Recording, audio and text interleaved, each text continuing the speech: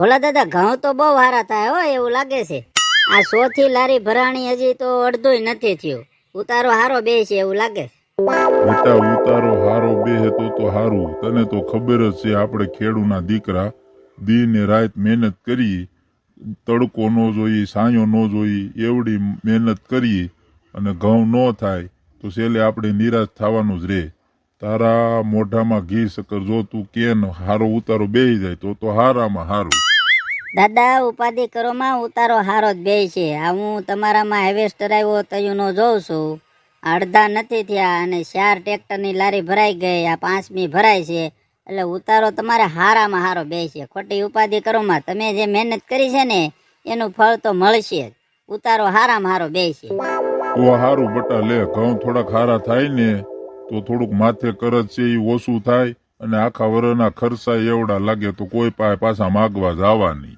બાપુજી ઉપાધિ કરો માં, ઘઉં હારા મારા થાય અને જેટલું આપણે માથે દેણું છે ને એ બધું ભરાઈ જાય. જેના જેના લીધા છે ને એ ઘઉં વેચાઈ જાય ને એટલે આપણે પૈસા આપી દેવાના છે. તમ તારે ખોટી ઉપાધિ કરો માં, ટેન્શન લ્યો માં. તમારી વાત સાચી છે જીગરભાઈ, ઘઉં તમ તારે પુષ્કળ થાય. ભગવાનની મહેરબાની થી તમારે દેણું બેણું બધું ભરાઈ જાય. મારે 5 વીઘાના ઘઉં હતા પણ મારે તો ઘેરે આવી ગયા, તમારાથી વહેલા હતા એટલે મેં 4 દિવસ પહેલા હાર્વેસ્ટર હકાયું. તો મારે વીઘે 55 મણ જેવો તો ઉતારો આવી છે એટલે મારે હારા મારા થયા. ઘણું દીધું, સંતોષ માની લેવાનો, ભગવાને જે દીધું એમાં. હું કેવું દાદા તમારું, ભગવાને દીધું એમાં સંતોષ માનવો એ જ આપણી ખુશી છે. બટા તારી વાત એકદમ હાચી છે. એને જેટલું કુદરતને દેવું છે ને એટલું જ દે. આપણે તો હું કામ કર્યા કરવાનું, મહેનત કરવાની, પછી જેટલું દેવું જેટલું ન દેવું એ બધું ઉપરવાળાના હાથમાં છે.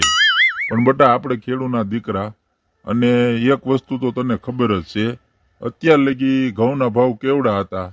આ ખેડૂના ઘરે મળ્યા ઘઉં જવા તૈયાર થઈને અને ભાવ સીધા તળિયે આવી ગયા. આપણી મોટામાં મોટી કઠણાઈ ઈ જ છે. ખેડૂના દીકરાની મોટા મોટી કઠણાઈ કે કોઈ પણ પાક હોય એ તમારે પાક પાકી જાય અને ઘેરે લાવવો એટલે ભાવ હાવ નીચે આવી જાય. બાપુજી એ વાત તો તમારી સાચી છે. એટલે તો ક્યાં હવે કોઈ ખેતી કરવામાં રાજી છે.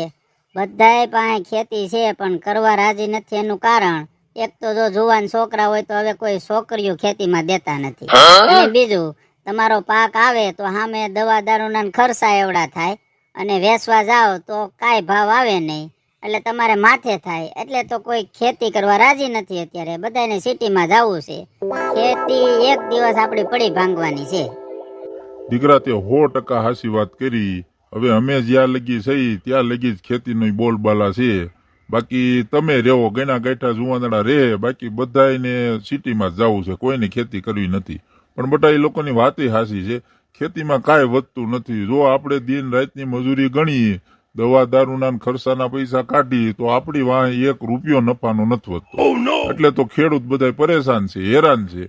બિચારા ક્યાં ખેડૂત કોઈ 2 પાંદડે થયા. હા છે 5% ખેડૂત એવા કે જે મોટા ખાતેદાર છે, એને પૈસા થોડાક વધે છે. બાકી 10-15 વીઘા વાળાને તો ખાઈને ખાવાના જ થાય છે. જો મજૂરી ગણો તો ગાંઠની ખેતી માથે પડે એમ છે. દાદા એ વાત તમે બહુ સાચી કરી. એટલે તો કોઈને ખેતી નથી કરવી. ખેતીમાં કઈ વધતું જ નથી તો કોણ ખેતી કરવાનું તમે કયો તો. અને મારી જેવા જુવાનડા લગ્ન બાકી હોય તો મારે 3 જગ્યાએથી જોણ આવ્યા. બધા એમ કે છે છોકરો ખેતી કરે છે ને અમારે છોકરી નથી દેવી. હવે વગર કીધે મારે સિટીમાં જવું જોઈએ. કાલે અમે બેઠા હતા તો મારા પપ્પા એ જ કહેતા હતા, બટા હવે તું સિટીમાં વિયો જા, હવે તું ઉંમરલાયક થઈ ગયો છો, હવે આમાં ખેતીમાં કોઈ છોકરી નહીં દે. મોટામાં મોટો તો પ્રોબ્લેમ એ છે. અને બીજું કે પાકે અને તમે વેચવા જાઓ તો ભાવ ન આવે એટલે તમારી માથે પૈસા થાય, લેણું થાય, એમાં ને એમાં તમારી જિંદગી વહી જાય. કાંઈ વાંધો નહીં બટા, બધું કુદરતના હાથમાં છે. હું ને તમે તો બધા નિમિત્ત થઈ. મહેનત કર્યા કરવાની, જે થાય જેટલું થાય એટલું એમાં સંતોષ માનવાનો, બીજું તો હું. જીગુ બેટા બહુ ઝડપ રાખી હો શામાં. હાલો હાલો સા પી લે. જાજી બનાવી છે ને ઓલા હાર્વેસ્ટર વાળા 3-4 જણા છે. હા ભાઈ જાજી બનાવી છે. હાર્વેસ્ટર વાળાને બોલાવી લ્યો, આપડા પાડોશી રેશમા ભાભીને એને બોલાવી લ્યો, બધાને થઈ ગયું. જીગરભાઈ એમ તો મારા જીગુ ભાભીનો જીવ મોટો છે. થોડું કોઈ દી બનાવે જ નહીં. એને ગમે એ બનાવ્યું હોય, ઘરે હોય વાડીએ હોય, કોઈ દી ઘટ્યું નથી. આપણે તો પાડોશી છીએ એટલે મને તો ખબર જ હોય બધી જીગુ ભાભી કેટલું બનાવે. હા એમ તારી જીગુ ભાભી ક્યાં ક્યાંય પાછી પડે એમ છે. પૈસા વાપરવામાં, બનાવવામાં, રખડવામાં. બસ હો હવે ખોટા ભીંડા મારો માં કેદી ને પૈસા વાપરા કેદી ને રખડવાનું નામ લીધું ચાલુ થઈ ગયા સવાય બધા વેચે બાપુજી છે એની શરમ એને આવતી એમાં છે ની શરમ હાસુ હતું એ કીધું.